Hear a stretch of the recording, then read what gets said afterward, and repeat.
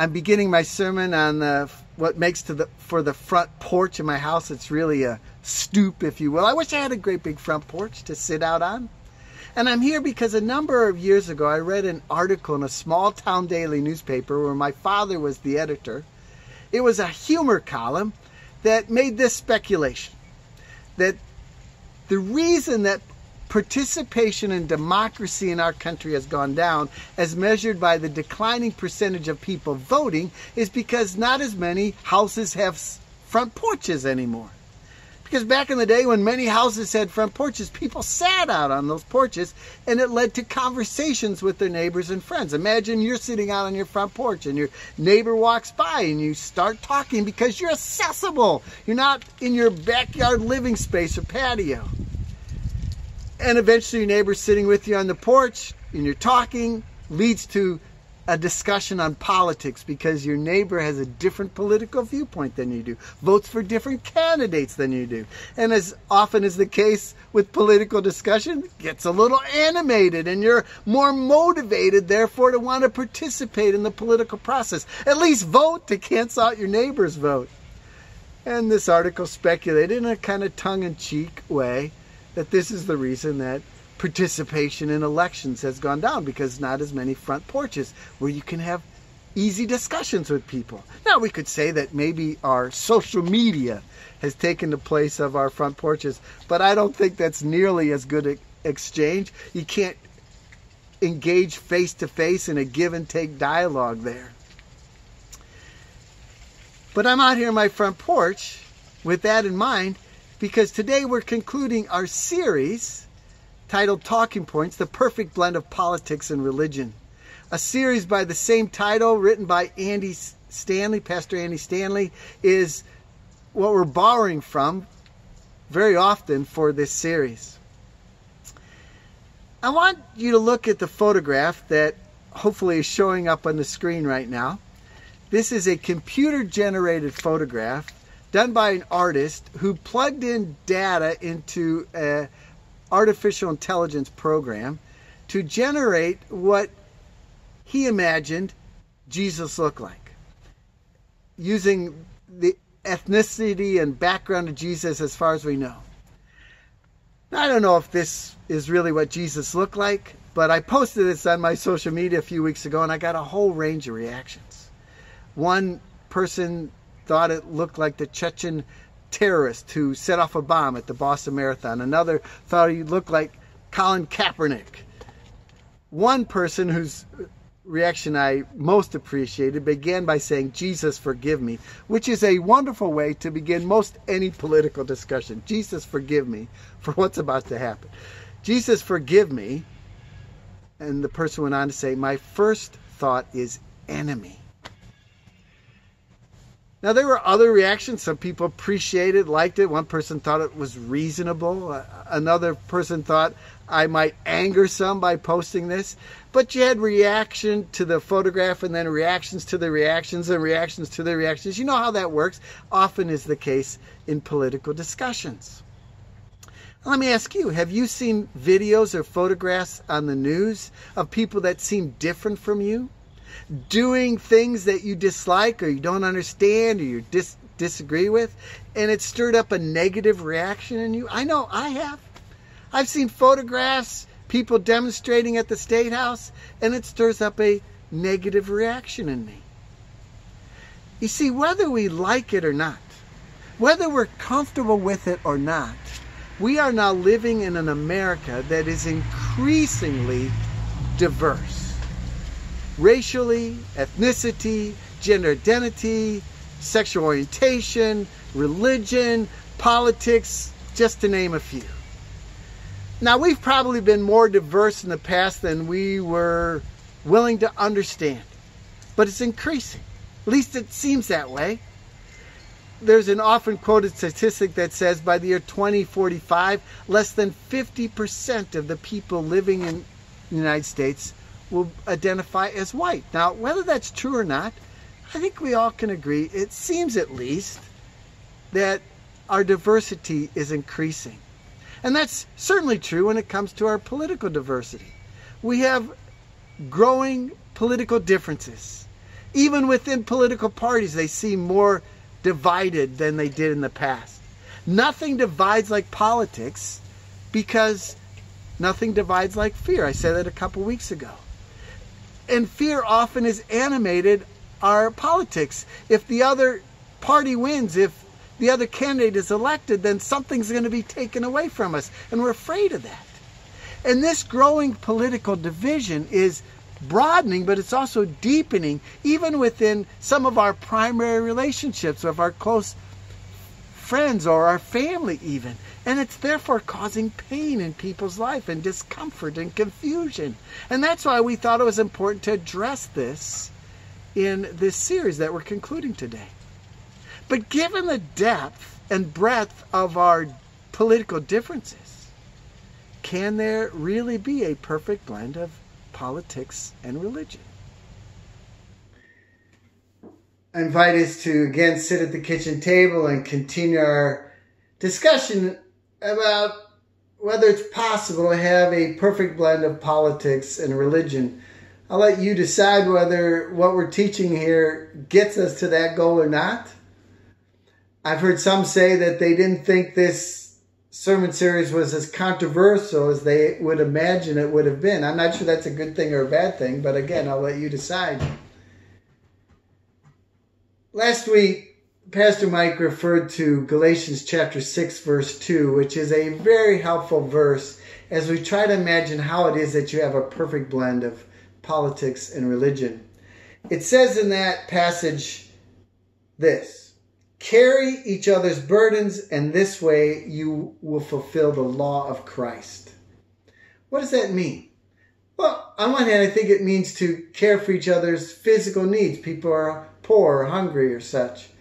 But when it comes to imagining how it is we can have a perfect blend of politics and religion, I think it also means this. When we choose to carry someone's burdens, we listen, learn, and lean in. When we are disagreeing politically with someone, if we're going to carry their burdens, the burdens of their political viewpoint, the burdens of their passions that they have for the way the world should be, we first listen. We listen more and we talk less. We give them the grace of listening to why they believe and vote the way they do. And as we listen to them, we begin to learn and we begin to understand what it is that led them to those decisions.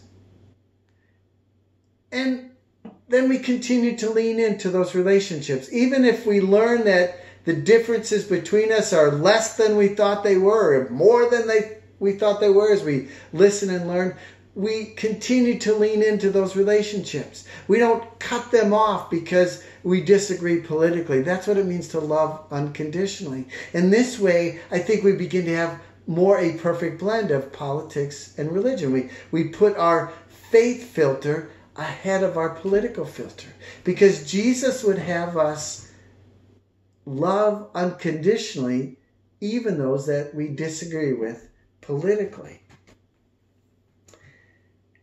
And the results of this is that the mission of our King Jesus grows. Let me give you one illustration of this. By all measurements of people that do this kind of analysis of the Christian culture in our country, by all measurements, the participation of young adults in Christian communities is dropping dramatically, starkly. Everywhere I read, I see that being said, which of course is extremely troubling, because I have 4 children in that age group. And I was with them on vacation during this summer, and we're sitting around the campfire with my adult children and their spouses, and so I took the opportunity to ask them this question. What do they think the barriers are to people in their generation to getting connected with a Christian community, a faith community, to open themselves up to consider who Jesus is? And almost with one voice, immediately, they all said the same thing in a way that caught me off guard. They said this: The biggest barrier to faith among their generation is the perception that the Christian church in America has aligned itself with political parties. They went on to say that many people in their generation see this as hypocritical and causing even greater division. And that's why people are turning away, and people that age are turning away from the message of the church or what we're teaching. Now, all my kids are involved with churches, and I'm thankful for that, but that's what they reported among what they hear from people their age. Now, we might respond to that in a way where we say, well, we need to take a stand on issues that are important to us. And maybe it even grows to the point where we can't understand how a follower of Jesus can have a different viewpoint on an issue that's important to us. And our viewpoint lines up with or aligns more with a particular candidate or a particular party. And therefore, we might even take the step to say, well, of course, a church should align itself with a political party or candidate because it aligns with our viewpoints on this important issue. And yet, what my adult children told me, and what I've heard from others as well in that age group, is that this is what's turning off many young adults to the church and the message that we have of who Jesus is and what he came to accomplish. I think we get off track and we hurt the mission of Christ by trying to connect it so closely with a political viewpoint. Because here's the thing. Jesus did not come to be the spiritual support for a political platform. He didn't come to be the footnote in a political platform's agenda. Or to say it another way, Tony Evans said this, Pastor Tony Evans. Jesus didn't come to take sides. He came to take over. Our message, which was the message of the early church, the people who were closest to Jesus, the ones who walked with him and were taught by him, the message is that Jesus, our King, came not to take sides, but to take over and make all things new. This is the good news that changed the ancient Greco-Roman world and changed Western culture. And I think when we edit this message to try to fit it into our political platform, we rob the world of this world-changing message that Jesus is the King that came to make all things new. So the question is this. Are you putting your political filter ahead of your faith filter, and therefore blunting the truth that Jesus came to make all things new, and in this way possibly turning others away from considering who Jesus is and what he came to accomplish? If we're going to move towards understanding and experiencing a perfect blend of politics and religion, these words that we just read from the Apostle Paul in the book of Galatians can be helpful to us. When he says that there is neither Jew nor Gentile, neither slave nor free, nor is there male and female, for you are all one in Christ Jesus. Now, that may seem self-evident to us now because we've had many centuries of understanding this teaching of the New Testament. But in the days that Paul wrote this was incredibly disruptive to the culture. Because while there was a lot of diversity in the culture, just as there is in our day,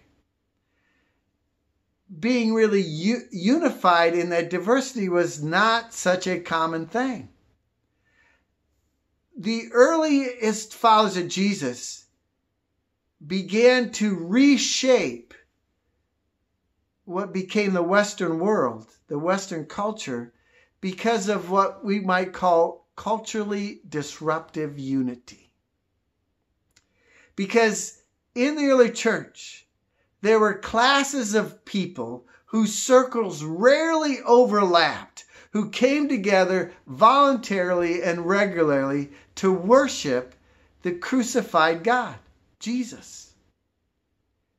This was appalling to many people in that culture on many levels.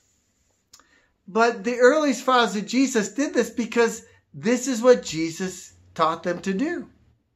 That he was coming to make all things new. That King Jesus was coming to establish a new kingdom where everyone would be invited. And when the Apostle Paul writes these words, and they may be kind of self-evident to us now because we've had so many centuries to think about them and ingest them, in Paul's day, these distinctions, Jew versus Gentile, slave versus free, male versus female, those were hard and fast distinctions. Those were lines that you didn't blur. And yet, Christianity achieved what may have seemed impossible in the day. That the teachings of Jesus elevated the individual soul, placing slave and master and commoner and nobleman and male and female and Jew and Gentile alike on the same station before God. That we all are sinful and fall short of the glory of God, regardless of who we are or where we are born and what our ethnicity was. And this was world changing. This new way of looking at others, this new kingdom of God, at the beginning it struck many in that ancient culture as appalling. And then it began to become appealing. And then it became contagious. And my dear ones, every Christ follower since then, including us, is a part of this world-changing, culturally disruptive, unifying movement. Why would we allow ourselves now to be so divided over party lines, knowing that one day those parties are gone, but the kingdom of Jesus remains? What we're teaching here is not that we should not have political differences. That's just not possible. What we're teaching is that even within our political differences, we can have a unity that overcomes those differences, that sees those differences in the context of what's most important.